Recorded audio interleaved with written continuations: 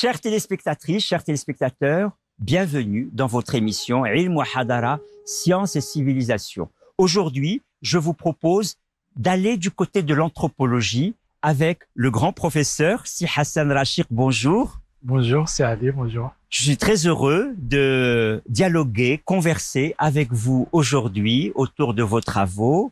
Vous êtes professeur émérite à l'université Hassan II, vous êtes à l'université Mohamed VI Polytechnique, vous êtes membre de l'Académie du Royaume du Maroc. Mais avant cela, dans ce début d'émission, je voudrais que vous me disiez quelles ont été vos motivations pour faire ce type d'études. Et votre doctorat, j'ai cru comprendre que vous étiez d'abord orienté en sciences politiques et puis le virage s'est fait progressivement ou d'un seul coup vers l'anthropologie. Merci d'abord de m'avoir dans votre émission, dont j'ai suivi un peu la genèse. Alors, je disais au début, dans les années 90, que je suis juriste de formation et anthropologue de conversion. Juriste de formation et anthropologue de conversion. Donc ça résume un peu, oui, ça résume un peu ma conversion, ça résume un peu mon itinéraire. Et donc pendant 6-7 ans, j'étais à la faculté des sciences juridiques, économiques et sociales de Casablanca. J'ai gardé de la rigueur, bien sûr, cette formation juridique, que donne le droit, voilà, que donne le droit. Et donc, mais j'étais très mal à l'aise dans l'analyse des textes, dans l'analyse des phénomènes juridiques, parce qu'on étudiait les textes par les textes et à travers les textes eux-mêmes. Donc, il n'y avait pas ce qu'offraient les sciences sociales, y compris la science juridique, la sociologie juridique, c'est-à-dire ces théories, ces backgrounds théoriques, ces concepts théoriques, cette tradition théorique. Et donc, j'ai quitté. Je peux pas, je l'ai écrit dans Devenir anthropologue, où je raconte un peu ma carrière. Je n'ai pas vraiment une raison claire de cette conversion. Je comprends. Ça s'est fait progressivement. Et comme vous dites si bien, le droit est très structurant. Le droit est omniprésent dans notre vie. Et bien souvent, on n'y prête pas attention. Et quand on est très jeune, même on le considère comme une abstraction. Et au fur et à mesure, on voit qu'il est très présent dans notre vie. Et comme vous dites si bien, cela donne beaucoup de rigueur. Donc vous voilà anthropologue.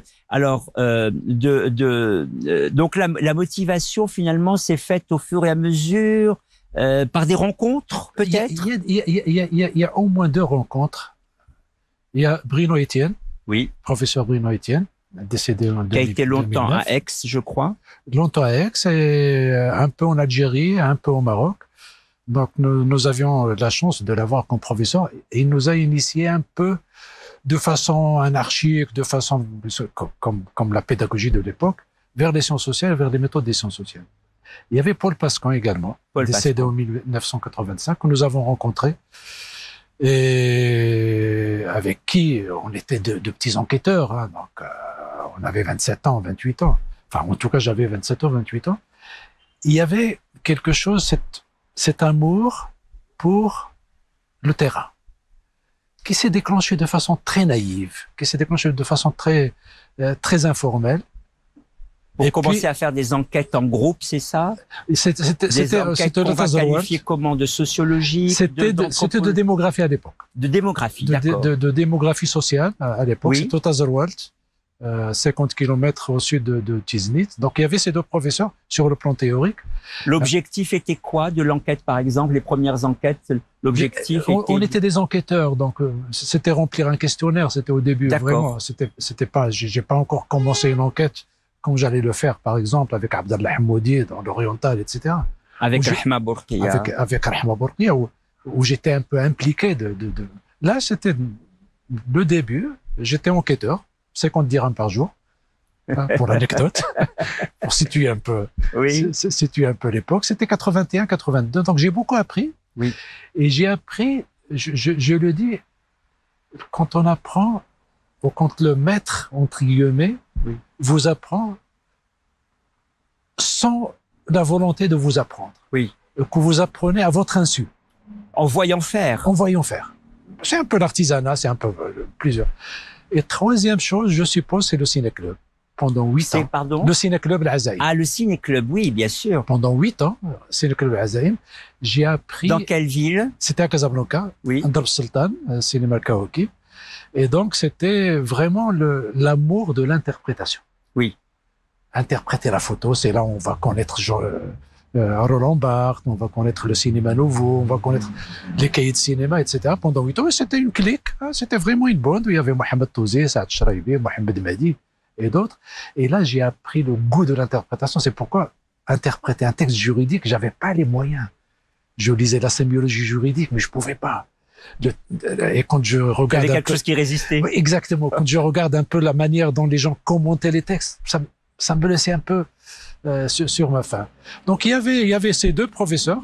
Il y a d'autres, bien sûr. Bon, je résume, il y a d'autres. Et puis il y a le Ciné-Club, qui est une belle expérience sur l'herméneutique, l'interprétation. Et puis l'interprétation du film, l'interprétation de la photo, l'interprétation des rituels par la suite, des sacrifices. Il y a un petit pas. Hein. Ah ben alors je suis alors très surpris parce que en lisant votre travail et en vous écoutant à plusieurs reprises, je sais que vous avez un amour pour la description. Et aujourd'hui, vous me parlez de l'amour de l'interprétation par lequel vous avez commencé. Mais par la suite, quand vous allez véritablement structurer votre domaine de recherche, c'est véritablement plus vers la description, qui est une démarche très humble, que vers l'interprétation. Je vous ai écouté plusieurs fois. Vous dites qu'il faut donner la voix aux acteurs sociaux, locaux bien évidemment, mais sociaux religieux. Donc vos enquêtes, commençons précisément, vous venez de l'évoquer, par vos enquêtes autour des rituels et des sacrifices. Vous les abordiez comment? Par l'interprétation, par la description? Alors c'est vraiment une question très délicate. Pour moi, la description est enceinte d'interprétation. Il y a pas une description qui serait degré 0 et deuxième étape, l'interprétation plus 1. Je la vois pas comme ça. Donc, dans ma description des choses, il y a déjà une esquisse, un schéma interprétatif. Et parfois, mon schéma interprétatif revient sur ma description pour le remonter. Je raconte ça, je peux pas aller dans le détail. Non, mais prenons un exemple comme les rituels et les sacrifices. Prenons l'exemple de rituels.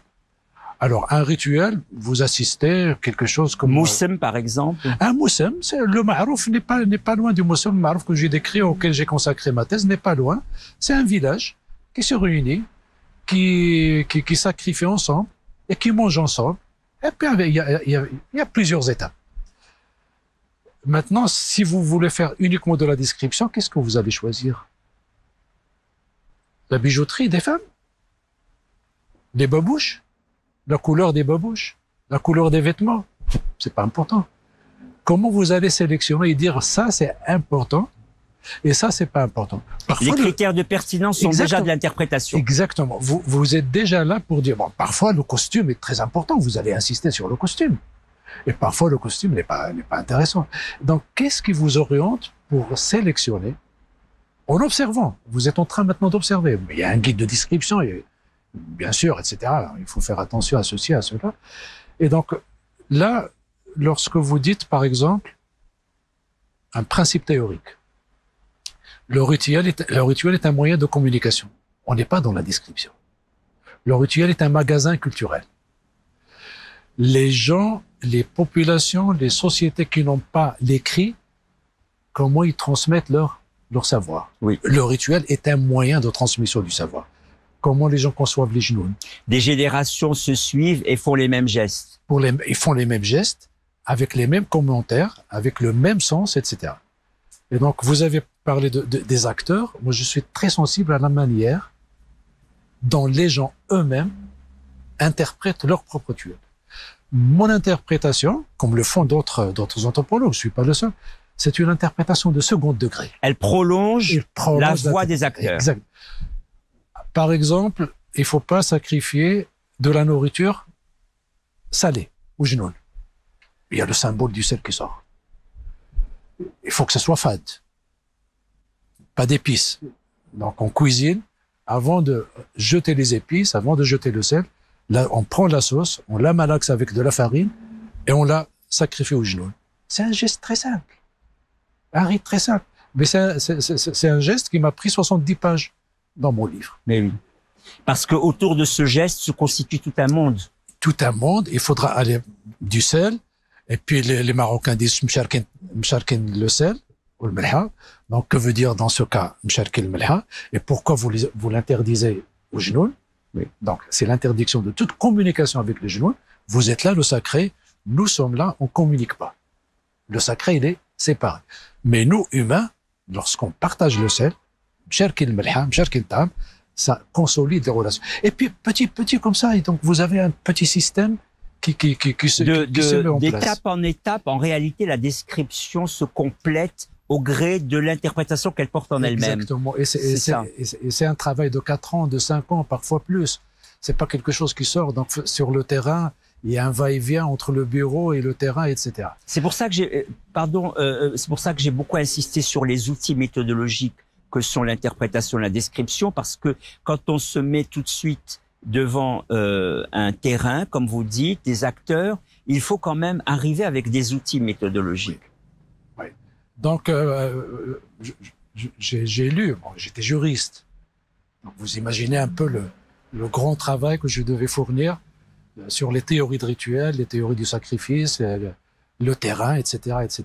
Donc, il y avait déjà des gens comme Victor Turner, comme Edmond Leach, comme Claude Lévi-Strauss, etc., qui disent, bon, oui, les peuples primitifs, oui, n'ont pas, entre guillemets ou sans guillemets, n'ont pas l'écrit. Mais cela ne veut pas dire qu'ils n'ont pas accès à la pensée abstraite. Le cru et le cuit, c'est pas loin du salé et du fade. Exact. Le cru et le cuit, c'est une opposition. Là, vous faites référence à des expressions de Lévi-Strauss. Un livre de Lévi-Strauss. Le cru, c'est du côté de la nature. Le cuit, c'est du côté de la culture. C'est exactement l'original. C'est une conception de la nature. Qu'est-ce que c'est que la nature? C'est le fad. C'est sacrifier avec la main gauche. On sacrifie au genou avec la main gauche. Ce n'est pas la main de la culture. Donc, on mange avec la main droite. C'est le temps nocturne. Versus, c'est l'inhabité. C'est le khla. C'est les ruines. Et ainsi de suite. Oui. Et donc, lorsque vous faites un peu le lien entre ces différents symboles liés au genou, vous allez voir que c'est une conception de la nature. La nature. Et vous pouvez faire le lien sans forcer vraiment l'interprétation avec Aristote et avec les Grecs et leur manière de définir la nature, c'est le bébé et l'animal.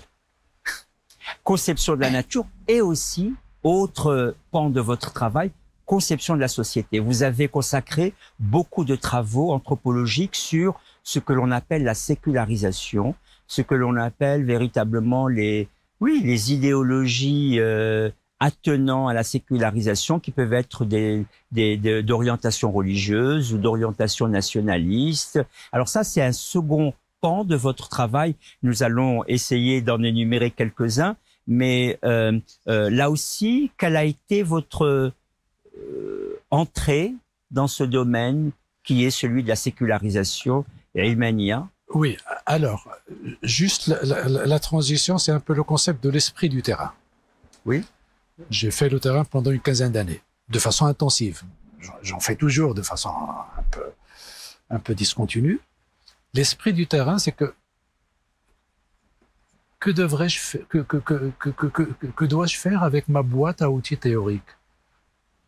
Est-ce que je vais passer à l'analyse des documents, l'analyse des faits historiques, comme ça, et donc créer une sorte de hiatus, de gap entre mon expérience de terrain, l'anthropologue de terrain, et l'anthropologue qui va travailler sur les documents, ou bien c'est ce que j'ai fait, ma boîte à théorie, je ne l'ai pas quittée, je l'ai adaptée. Donc, point de vue de l'acteur, même chose. Toujours donner la voix aux acteurs. Exactement. C'est très difficile. C'est beaucoup plus difficile que lorsqu'on fait le terrain, parce que là, vous avez les interlocuteurs, ils sont là.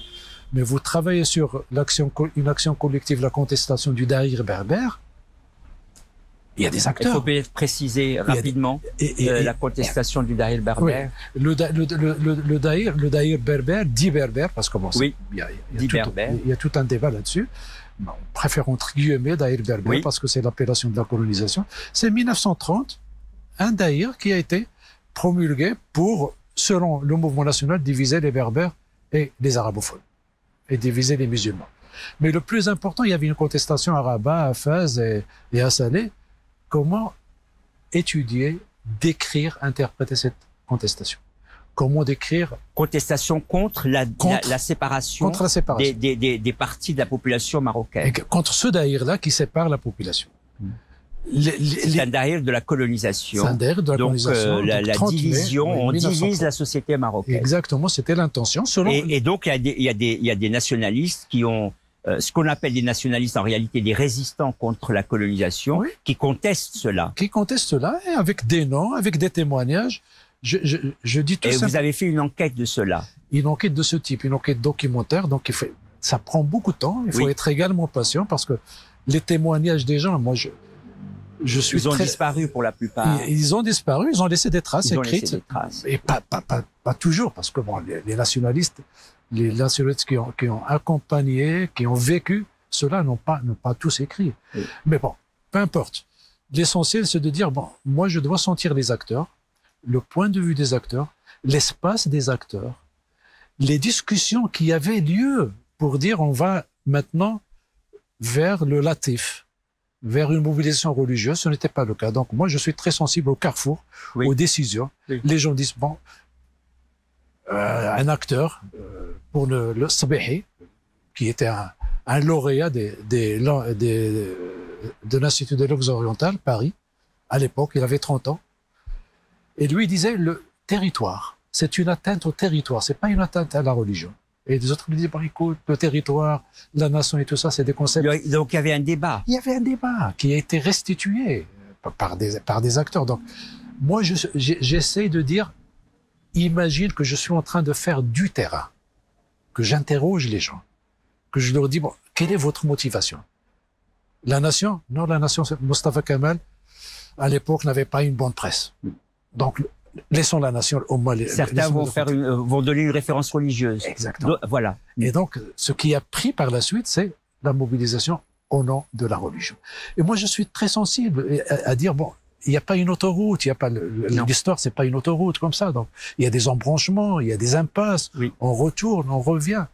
Et donc, l'esprit du terrain, c'est travailler sur Afghani, sur Hamd Abdou, sur Al-Fassil, Ouazzani et d'autres, avec les mêmes outils du terrain. C'est-à-dire, quel est l'espace, la structure du réseau de relations entre les gens, les mouvements, les migrations, et tout ça.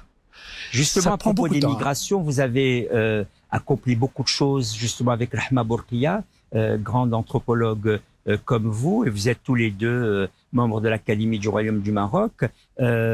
Précisément, vous vous êtes intéressé, puisque là, vous faisiez même physiquement le mouvement de l'espace et du mouvement, vous vous êtes intéressé aux migrations.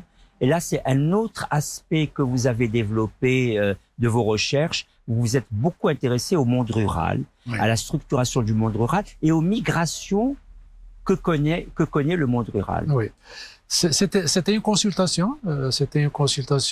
Commandée par la direction de l'aménagement du territoire.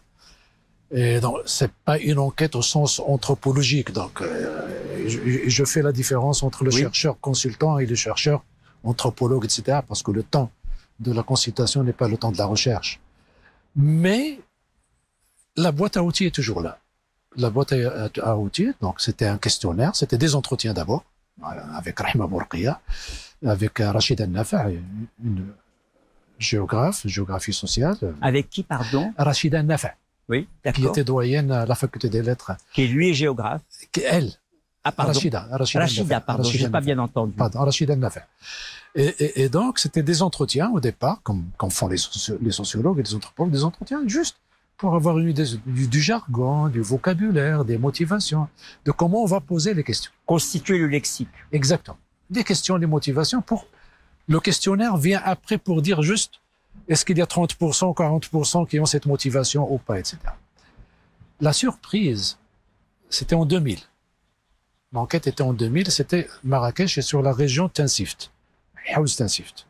Et donc, nous avons interrogé des femmes d'origine rurale, mais qui ont émigré vers Marrakech. Alors, le plus important, je suppose, le plus important, c'est la découverte de la migration féminine autonome. Migration féminine autonome. C'est-à-dire la fille. Des femmes qui voyagent seules. Qui voyagent seules, qui ont eu un projet autonome et qui viennent seuls également. Donc ce n'est pas la femme qui suit son époux, ce n'est pas la fille qui vient chez sa tante pour poursuivre ses études au collège, etc. Donc ça, c'est... Il y en a, bien sûr, on a étudié. On était frappés par ça. Et croyez-moi, c'est un grand changement structurel dans le monde rural. La femme, imaginez pour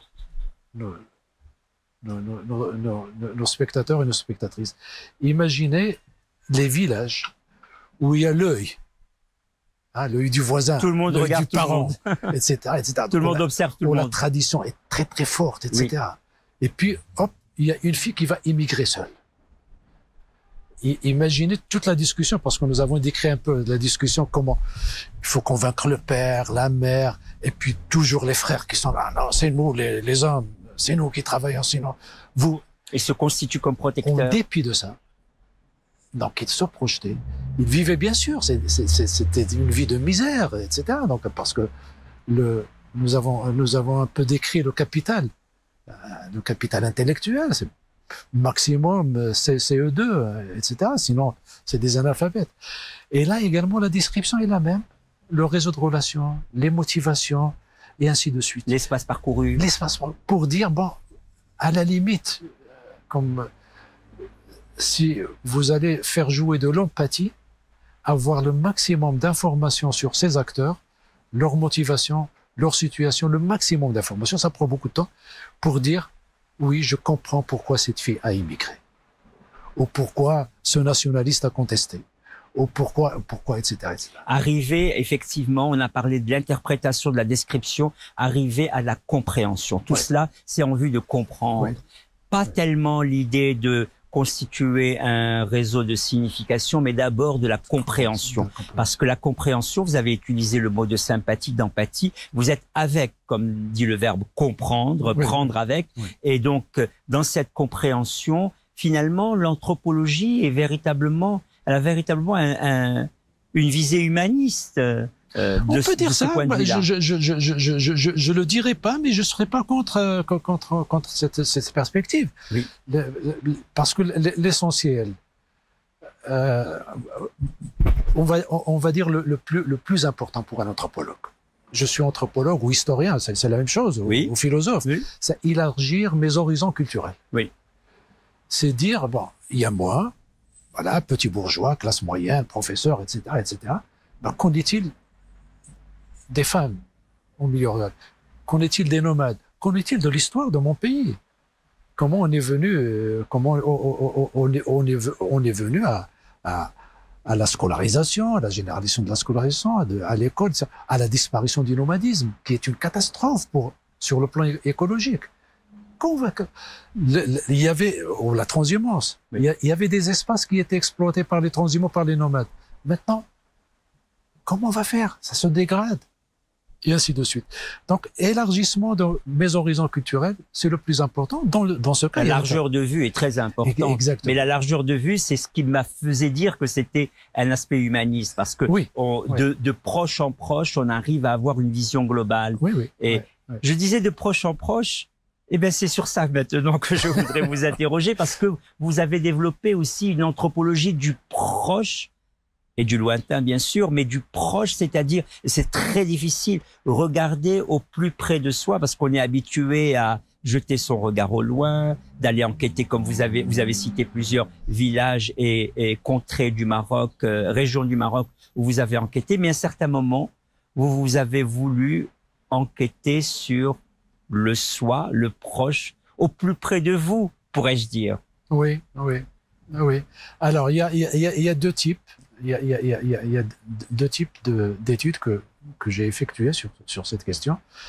La première, ils étaient concomitantes, sincèrement, ils étaient concomitantes et ils sont parus la même année.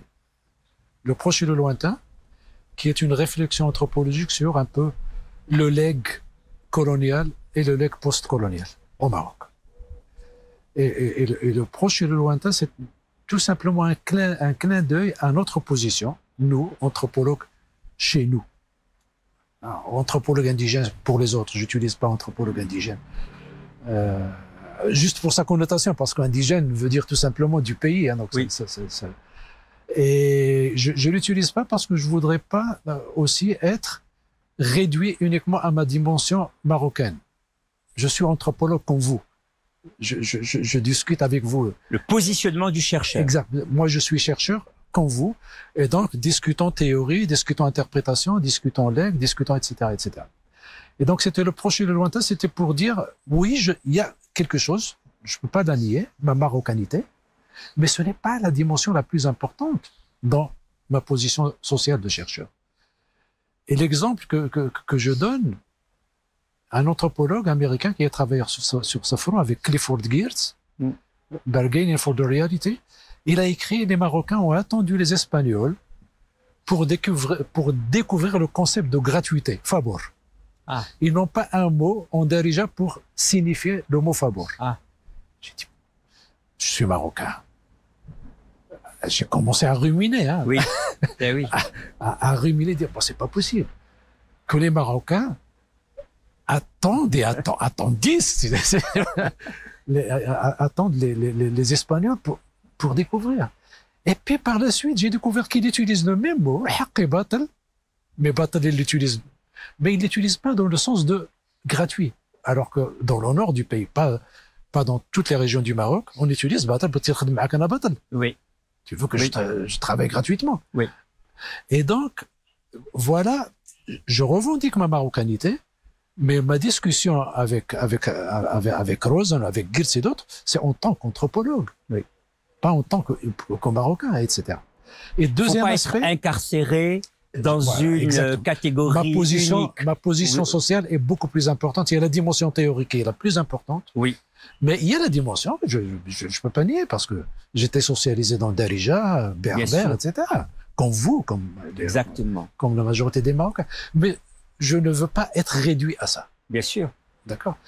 Le deuxième aspect, c'est l'anthropologie des plus proches. Alors, les plus proches, c'est mes parents.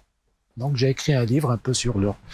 Ils ont émigré également, ils se sont mariés également, ils ont effectué des rituels également, etc. Et j'avoue que j'avais pas d'intention, hein, je discute avec ma mère, le ma'rouf, voilà, j'ai décrit le ma'rouf, ma mère, s'il te plaît, voilà, et mon père, votre ma'rouf au sud, et ainsi de suite. C'était une discussion, et puis par la suite, j'ai découvert que c'est une génération charnière entre le 19e siècle et le 20e siècle, et qu'il est impossible que cette génération soit reproduite par la suite. J'ai dit, bon, il faudra zoomer, faire une photographie du moment. De ce moment-là. Et donc, j'ai écrit l'anthropologie des plus proches. Ah oui. Sur mes parents. On arrive presque au terme de l'émission. Deux petites questions rapidement. Vous avez contribué avec deux autres chercheurs, dont un, on va saluer sa mémoire aujourd'hui, l'Ayadi, c'est Mohamed Ayadi, paix à son âme, et Monsieur Tosi. Vous avez fait un travail remarquable au début de ce XXe siècle, les années 2005-2007, sur un ouvrage qui s'intitule L'islam au quotidien, travail que vous avez effectué en langue française, mais qui a été traduit en arabe. Et moi, je l'avais lu véritablement avec profit. Et là, vous avez justement fait quelque chose qu'on appellerait une déflation. On va pas aller dans les grandes idéologies, les grands discours, mais l'islam au quotidien. Que font les Marocains de cette pratique au jour le jour? Est-ce bien cela? Alors, je vous pose mes deux questions rapidement et vous répondez rapidement, parce qu'il nous reste 3 minutes. Et l'autre question, vous avez contribué à la commission spéciale sur le nouveau développement au Maroc. Alors, sur ces deux points, rapidement, une petite... je suis désolé de vous brusquer. Il n'y a pas de problème. Donc. Non, pas de souci. Vous avez choisi à la fin 2 actions collectives, d'accord, où je suis un acteur parmi d'autres. Alors, il y a très rapidement, pour l'islam au quotidien, vous l'avez bien dit, c'est basta, c'est l'idéologie religieuse, la religion en tant qu'effervescence, la religion en tant que violence, etc. Que fièvre, on a entendu. Exactement. Donc, mais il y a un islam quotidien. Oui. Pourquoi ne pas l'étudier? Moi, bien sûr, si vous cherchez un peu la renommée, la réputation internationale, c'est pas avec l'islam au quotidien que vous allez la voir. C'est avec, voilà, la violence, le terrorisme, l'explication, etc. de l'islam de l'islam politique, etc. Donc il y avait ça, et donc nous nous sommes arrêtés, et dire moi, Mohamed Touzi, Mohamed Ayadi, on a dit, bon, il faudra... Nous avons travaillé un peu moins. Bon, à la limite, j'ai travaillé sur la religion dite populaire, etc. Donnons un peu de l'occasion à ces gens-là pour s'exprimer sur la prière, une vingtaine de questions sur la prière, pas une seule, une vingtaine, les nawafil, les prières surrogatoires, etc., etc. Et puis sur le rapport entre la religion et le quotidien, écouter la musique, aller à la plage, la mixité dans le travail, la mixité à l'école, etc. Pas uniquement le côté uniquement normatif, mais les effets de côté normatif sur la quotidienneté, la forme de vie. La forme de vie, le mode de vie, la forme de vie. Pour la commission, la commission, c'était... En deux mots.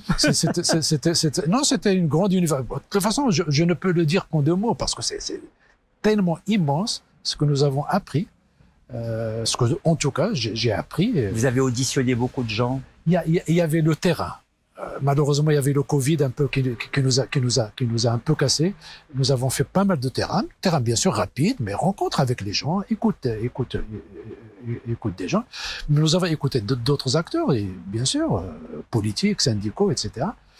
Et c'était vraiment une université pour moi, une université citoyenne, où j'ai appris de mes collègues ce que j'ai appris de mes collègues, et en termes de background, pas en termes de qu'est-ce que vous avez appris, voilà, en termes de background, c'est-à-dire sur l'histoire du Maroc, sur les enjeux politiques, sur la pauvreté, sur l'inégalité sociale. Et puis c'était sincère, je le dis, c'était sincère. Donc il y avait un débat honnête, un débat objectif, un débat parfois houleux. Mais nous avons besoin de débats publics. Oui. Et merci beaucoup de votre passage dans cette émission. Merci, chères téléspectatrices, chers téléspectateurs, merci beaucoup de votre attention. Nous avons fait ce voyage avec Si Hassan Rachir aujourd'hui autour de l'anthropologie. Je vous donne rendez-vous pour une prochaine séance. Au revoir.